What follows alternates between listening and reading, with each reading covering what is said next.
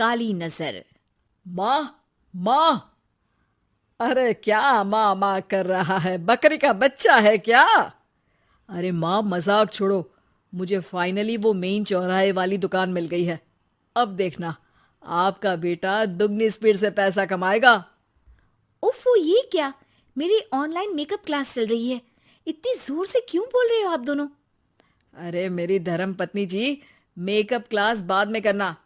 वो चौराहे वाली दुकान मिल गई है हमको। अरे वाह!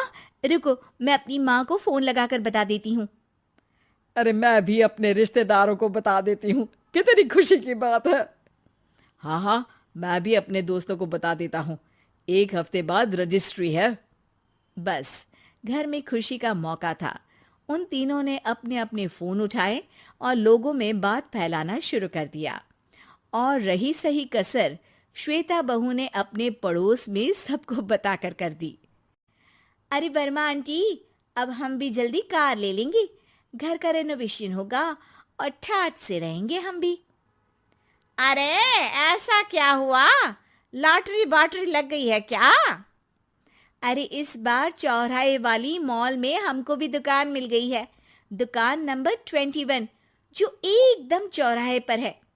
अब ग्राहक बढ़ेंगे तो आमदनी भी बढ़ेगी ही ना। अरे वाह, कितनी खुशी की बात है। मैं बहुत खुश हूँ तुम्हें इतना खुश देख के। बाकी एक बात कहूँ, सबको मत बताते फिरना। किसी की नजर लग जाएगी तो खुशी की खबर वापस लौट जाएगी। हैं? ऐसे थोड़ी ना होता है। अब डरा रही हो। अरे सही कह रही हूँ। काली नजर कहते हैं इस चीज को, जब आप किसी को कुछ बताओ और वो काम बिगड़ जाए। अरे लेकिन मैं तो। तुमने सबको बता दिया ना? हाँ, फोन लगा लगा के। अब बच के रहना। काली नजर बड़ी खतरनाक होती है। श्वेता इतनी खुश रहती है कि वो वर्मा आंटी की बात पर ध्यान ही नहीं देती, जबकि पड़ोस में और भी लोगों से खुशी की खबर शेयर करती रहती है। अगले दिन राजेश बहुत दुखी होकर घर आता है। अरे बेटा, क्या हुआ? मुंह क्यों सूजा हुआ है? मधुमक्खी ने काट लिया क्या? माँ, वो दुकान किसी और के पास चली गई। किसी ने ज्यादा भाव लगा दिया।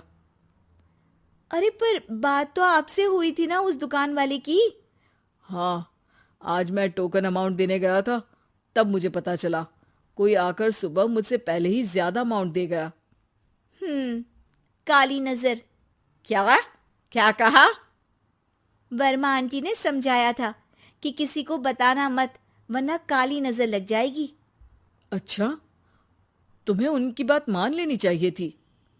उनकी बात मान लेती, लेकिन उसके पहले ही सबको बता चुके थे ना हम तीनों। अरे अगली बार से ध्यान रखेंगे। कोई भी नई चीज होगी तो किसी को नहीं बताएंगे।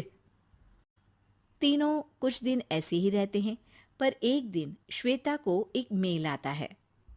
राजेश, मेरा ऑनलाइन मेकअप कोर्स कंप्लीट हो गया। अब मैं खुद का पार्लर खोल सकती हूँ। अरे वाह, अपने मोहल्ले में ही खोलते हैं। ये जो घर के सामने दुकान है ना, वहीं। हाँ, यहाँ सस्ती भी मिल जाएगी।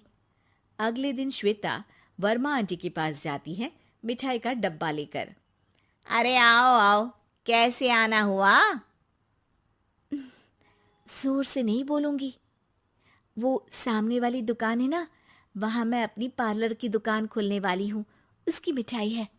अरे वाह, बहुत बधाई हो तुमको।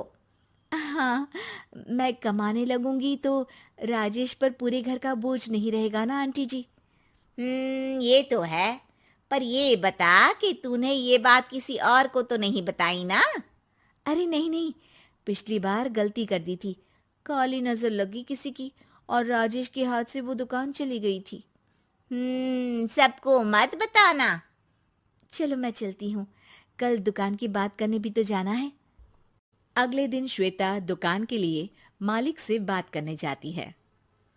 अरे लेकिन दुकान तो हम कल रात को ही किसी को दे चुके हैं। कल ही?